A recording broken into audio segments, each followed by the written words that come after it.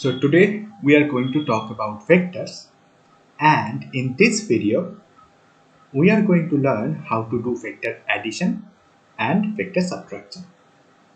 If you do not have any introduction to vector and you do not know how to represent vector quantities, you should go back to the previous video and then watch this video. The link of the previous video is given in the description below. So let's get started with vector addition and subtraction. Vectors can be represented in two ways. One, they can be considered as geometrical objects, and second, they can be considered as algebraic objects.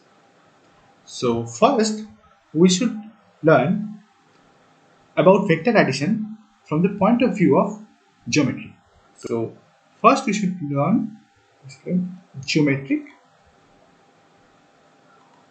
way. So there are three laws of vector addition primarily. Those three laws are triangle law,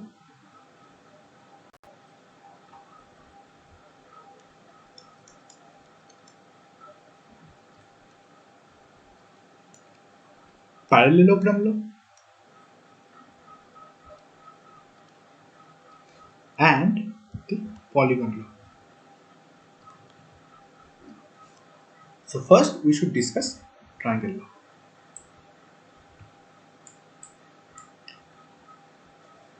So the triangle law of vector addition states that if two vectors are represented both in magnitude and direction by two sides of a triangle taken in the same order, then the resultant of the vectors is represented both in magnitude and direction by the third side of the triangle taken in opposite order.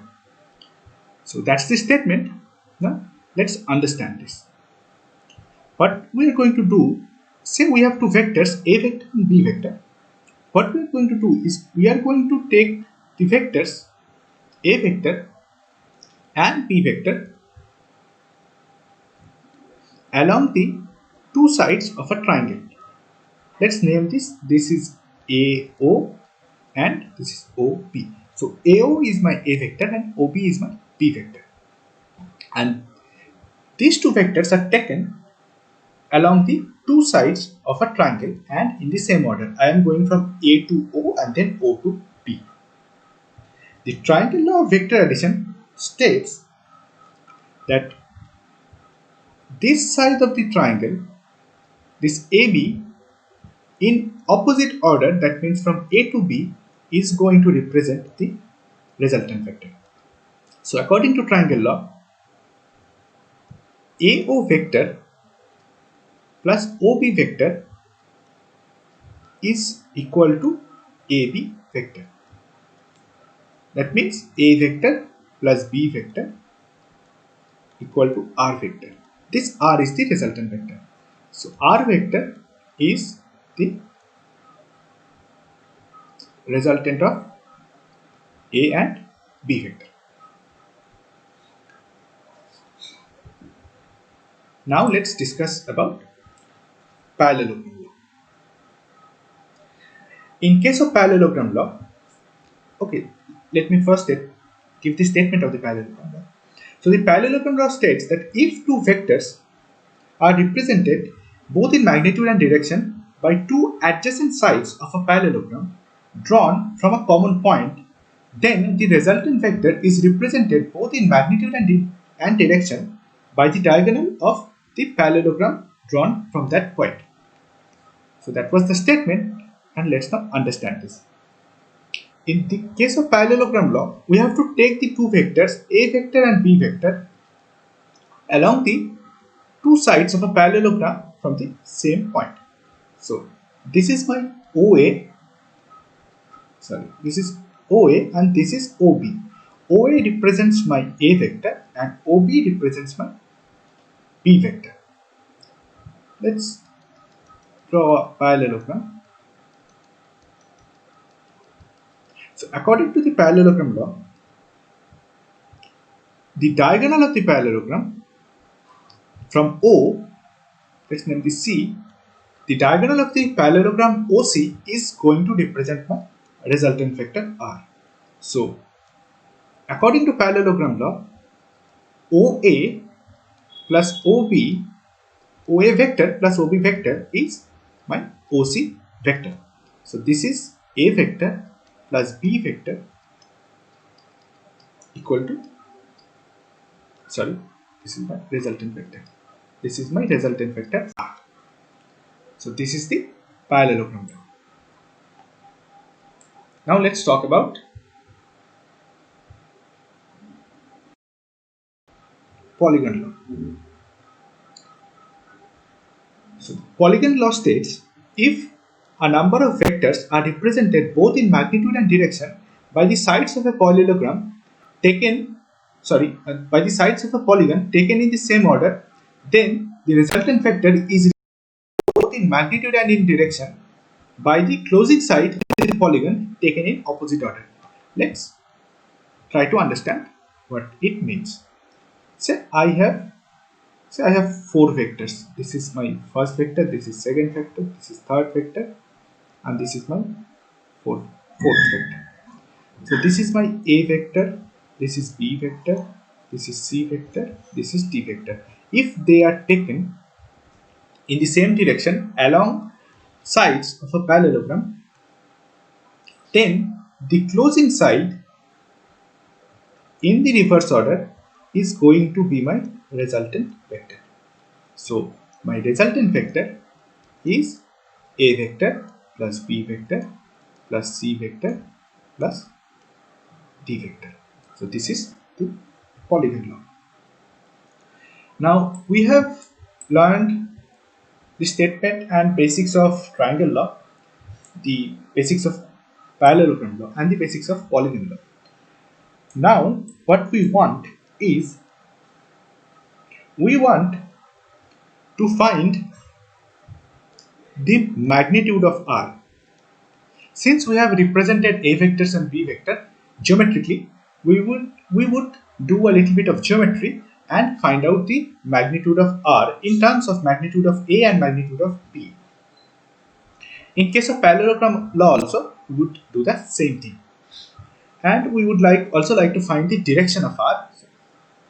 Let's say this is phi, and this is the direction of R with respect to direction of A. We will also find this quantity phi. So let's go to some geometry. Okay. In case of triangle law, let's first draw that again. This is my A vector, this is my B vector, so this is AO, my A vector, OB, my B vector, and AB, my resultant R vector. Now we also need one more parameter, which is the angle between A and B. In this case, the angle between A and B is this. This is theta. Let's say it is theta. And we would also draw a parallelogram. Actually, we will do the both cases side by side. So this is my B vector. This is my A vector. This is my OA representing A vector, OB representing B vector,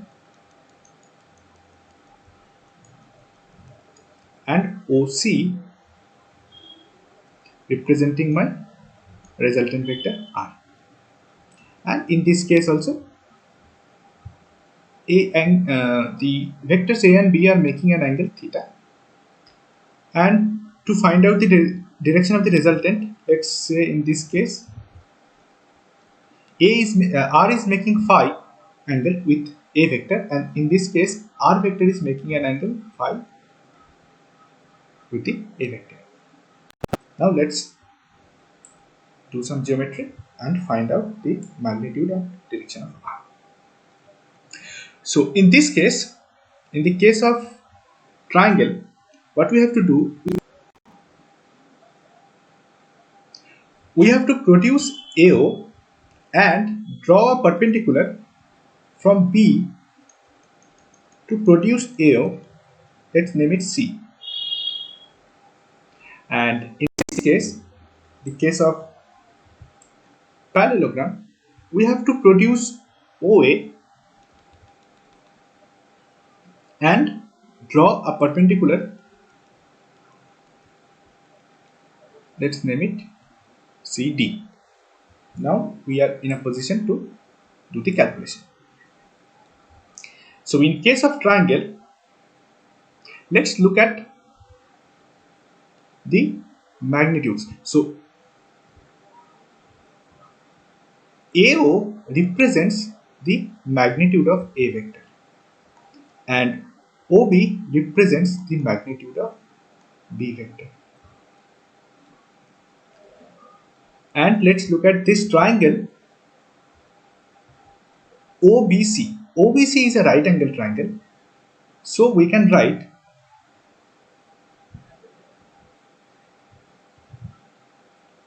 BC by OB. We can write this as sine theta. And we can write OC by OB as cos theta. Now from this we get BC as OB sin theta and we get OC as OB cos theta.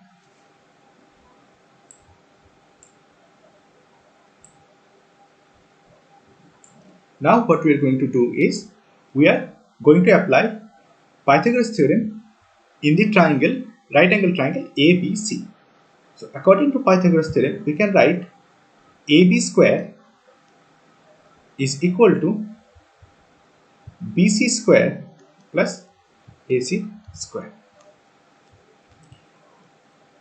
Now BC square is nothing but OB sin theta and OB is nothing but the magnitude of B vector. So we can write magnitude of B vector sin theta whole square.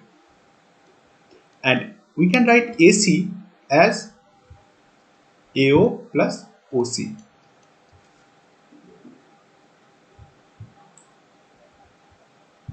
Now what we are going to do is first let us write this magnitude of B square sin square theta plus AO is nothing but magnitude of A. So let's make it magnitude of A. And OC is nothing but OB cos theta and again OB is magnitude of B. So this is magnitude of B cos theta whole square.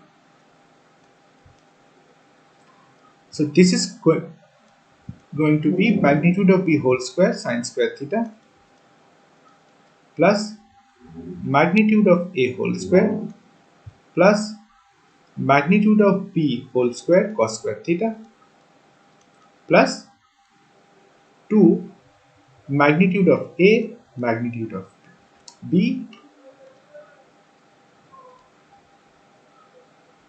cos theta.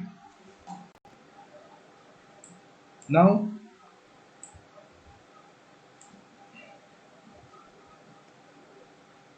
we take B square common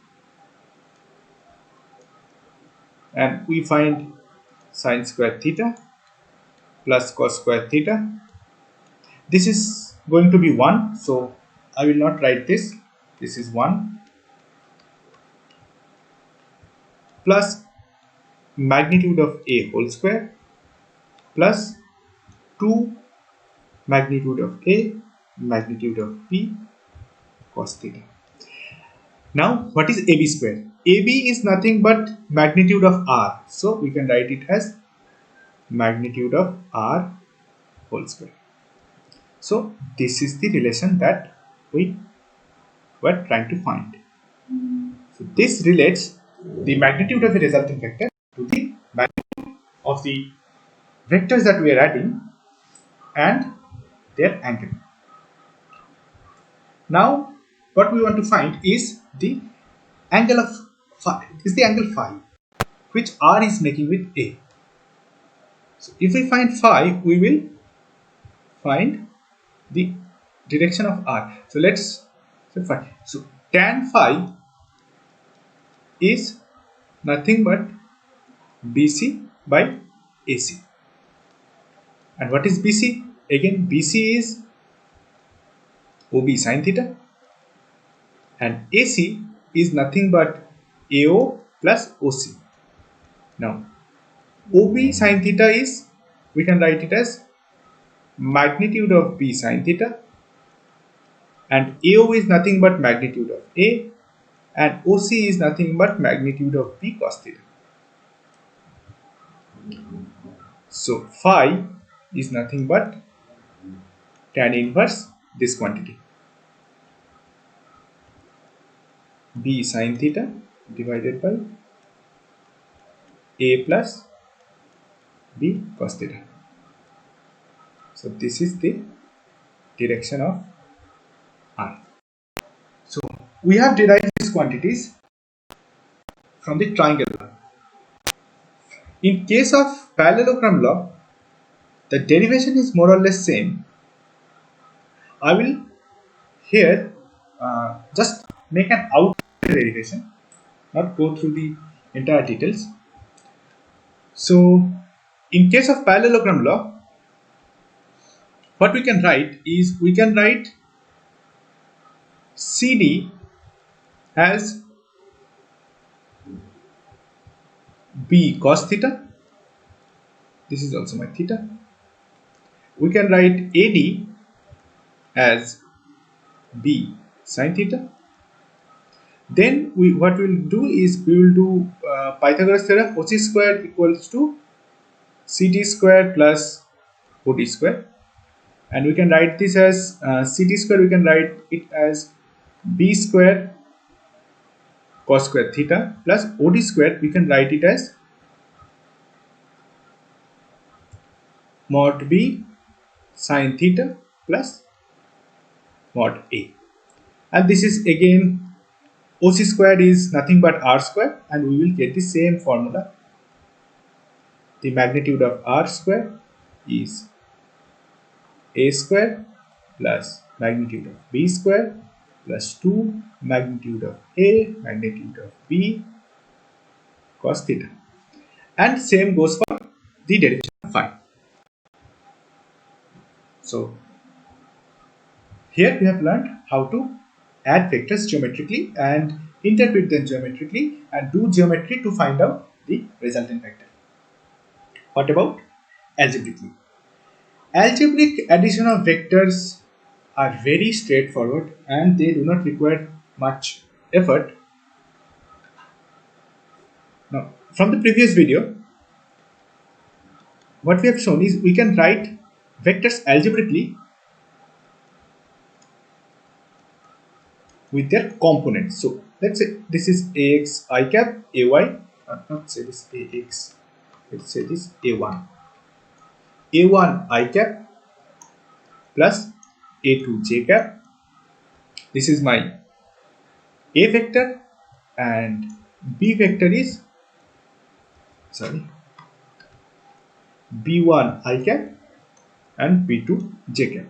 And we want to add these two vectors, a vector and b vector. This is very simple and straightforward. Here the resultant r vector is nothing but a vector plus b vector, which is nothing but a1 I cap plus a2 j cap plus b1 I cap plus b2 j cap. And how do we add them? We just add them component wise. This is a1 plus b1 I cap and a2 plus b2 j cap. That's it. That's all. Since I am talking about vector addition algebraically, I will also tell here vector at subtraction algebraically. Let's say a minus b. You can all guess this is pretty simple stuff. a1 I cap, a2 j cap, and if we want to subtract b1 I cap plus b2 j cap. This is very simple. We subtract them component wise. So I cap plus A2 minus B2 J cap. So this is all about subtracting and adding the component of the vector. Now this is algebraically subtraction. Now we will see geometrically subtraction. Actually, geometrically, we do not actually subtract vector. We do it with a kind of trickery. What we do is, say we want to do this a vector minus b vector. What we do actually is we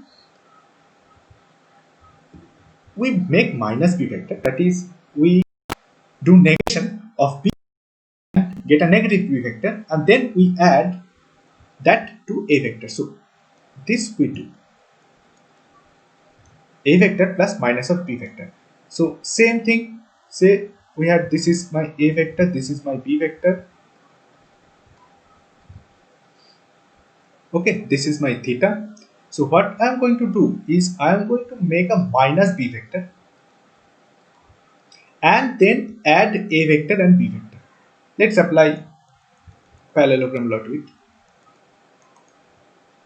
So this is going to be